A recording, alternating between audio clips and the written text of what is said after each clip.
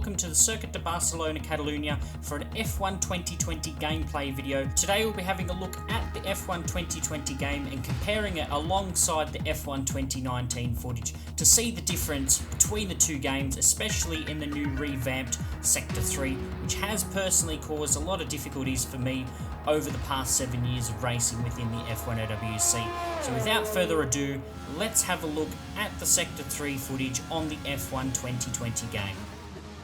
On the run into turn 10, hard on the brakes, lock up there at the apex. We can see the track is already wider on the run into turn 11 with that famous bump which saw me beached in Season 10 winter testing.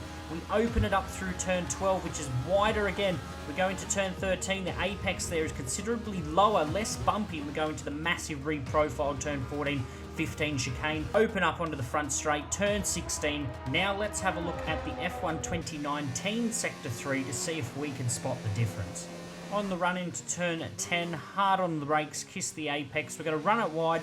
On the run into turn 11, hit that big bump there on the apex. We're going to drift a little bit wide into turn 12, carry the exit speed as wide as we can, touching that curb. We're going to hit the apex of turn 13, cut right back for the very tight chicane here at turn 14 and 15. We're going to open it up onto the straight. Now let's take a side-by-side comparison of the two versions of Sector 3 at Barcelona. On the run into turn 10, hard on the brakes. We're going to kiss the apex there, drifting a little bit wide on the run into turn 11. We can see the 2020 chassis rides the bumps much better than a 2019 chassis does, which enables it to carry mid-corner speed on the run into turn 13. We're going to kiss the apex again, drifting underneath the Fanatec signage, hard on the brakes, into the newly profiled 14 and 15 chicane.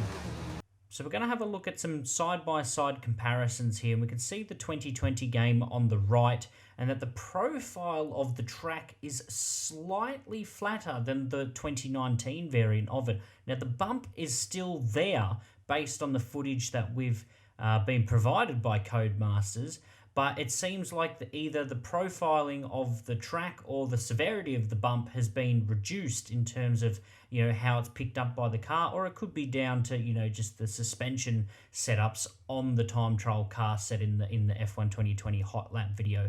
But it's definitely one of the more trickier sort of corners on the track that can really unsettle the car, especially late on, say in qualifying or something like that, when you're really on a lap and you're pushing for the result, and you just got to get through Sector 3, and you come into this what seems like a pretty normal corner on paper, and you just clip that bump in the 2019 car or game, I should say, and your lap's ruined. So I really hope that this reprofiling of this particular corner can aid a more flowing Sector 3 in the F1 2020 game.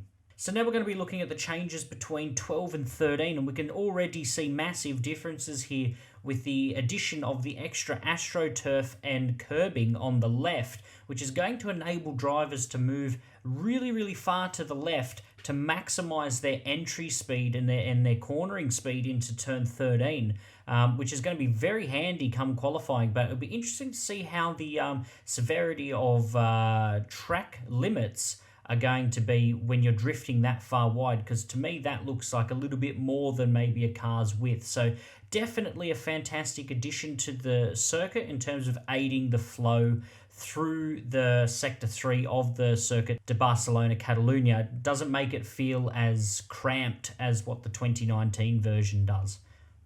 So we're going to have a look at the turn 13 changes now. We can see the difference that the reprofiling of the track has done to this part of the circuit. We can see more of that concrete runoff area as the circuit tends to drop away there in the 2020 game compared to the sort of more uphill version in 2019. It'll be very interesting to see how the mid-corner speed can be carried into this corner, as visibility seems to be a little bit more better in the 2020 game.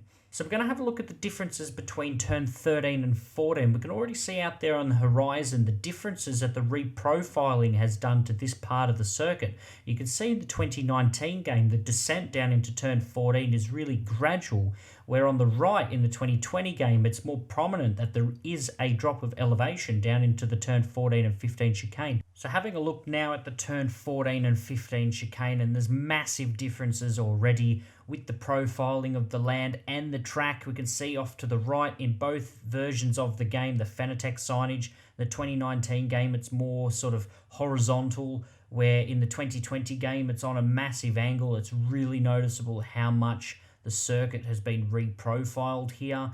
The way that it's almost flat in the 2020 game in the braking zone here, or the apex zone, where in the 2019 game it kind of humps and rises off to the right side of that track and then kind of dips into that chicane, where in the 2020 version of it, it's sort of the same level all the way through the final chicane, which is really interesting, and I really hope that it sort of opens up the flow of the Sector 3 at the Circuit de Barcelona-Catalunya. Now finally, the changes between turns 14 and 15, we're right in the heart of the final chicane, and we can see massive differences again.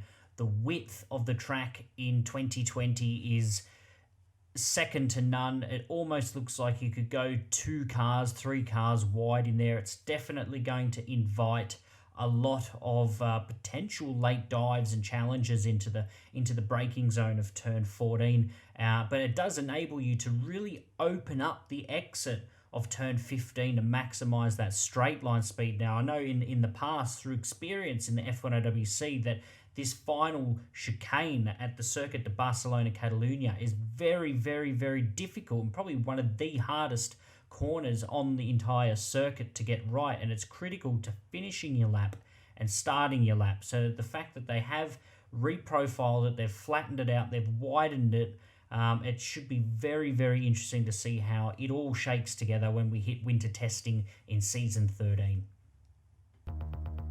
So let's have a look at the hot lap set by the guys at Codemasters. Obviously, Circuit de Barcelona-Catalunya, a circuit we know very well, spiritual home of winter testing here at the F1 OWC.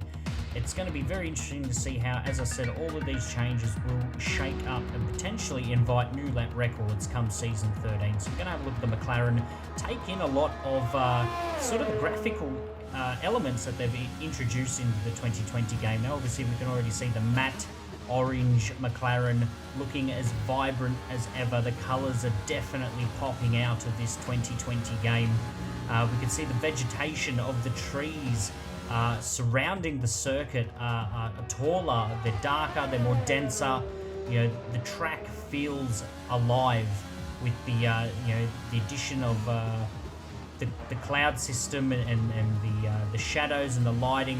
Everything is coming together, and it's been a constant progression over the past sort of 5-6 years of F1 games by Codemasters. And I think we're right now the last sort of edition of this version of car before we go into the new era version of the cars, the concept cars, which I'm loving, the 2021 regs. We're going to have a look here, running into the Sector 3, which has been the focus of this video again. And we'll get to run into the final couple of corners at full speed, looking at that drop of elevation, turn 14 and 15 chicane, massive changes there as we round turn 16 onto the front straight, and we will cross the line and end the video with a nice little snap there on the finish line. Obviously out July 10, we will be pre-ordering the game ahead of a highly anticipated Season 13 of the F1 OWC. So that's all from me today. If you guys have enjoyed the video, please give it a like. Let us know in the comments below what you're most looking forward to in the F1 2020 game. And I look forward to seeing you guys again in the next F1 2020 video.